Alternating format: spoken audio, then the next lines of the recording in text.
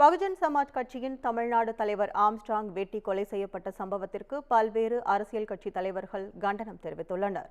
அதிமுக பொதுச் செயலாளர் எடப்பாடி பழனிசாமி வெளியிட்டுள்ள இரங்கல் செய்தியில், ஆம்ஸ்ட்ராங்கை இழந்து வாடும் பகுஜன் சமாஜ் கட்சியின் தேசிய தலைவர் மாயாவதிக்கும் தொண்டர்கள் மற்றும் குடும்பத்தாருக்கும் ஆழ்ந்த இரங்கல்கள் என தெரிவித்துள்ளார்.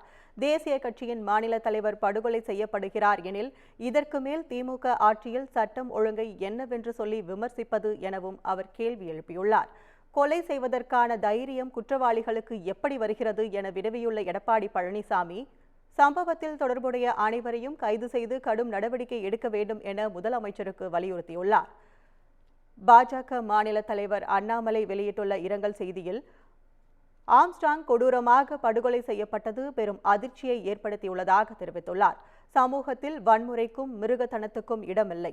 ஆனால் கடந்த 3 ஆண்டு கால திமுக ஆட்சியில் அதுவே வழக்கமாகிவிட்டது எனவும் குற்றம் சாட்டியுள்ளார். சட்டம் ஒழுங்கை சீர்குலைத்துவிட்டு மாநிலத்தின் முதலமைச்சராக தொடரும் தார்மீக உரிமை தனக்கு இருக்கிறதா என மு.க. ஸ்டாலின் தன்னையே கேட்டுக்கொள்ள வேண்டும் எனவும் அண்ணாமலை சாடியுள்ளார். பாமக தலைவர் அன்புமணி ராமதாஸ் எக்ஸ் வலைதளத்தில் வெளியிட்டுள்ள பதிவில், ஆம்ஸ்ட்ராங்கின் மறைவு தலித் அரசியலுக்கு ஈடு செய்ய முடியாத இழப்பு என்பது மறுக்க முடியாத உண்மை என கூறியுள்ளார். உளவுத்துறை செயலிழந்துவிட்டது என்பதையே ஆம்ஸ்ட்ராங்கின் படுகொலை காட்டுகிறது எனவும், சட்டம் ஒழுங்கு சீர்குலைந்திருப்பதற்கு மு.க. ஸ்டாலின் பொறுப்பேற்க வேண்டும் எனவும் அவர் கூறியுள்ளார்.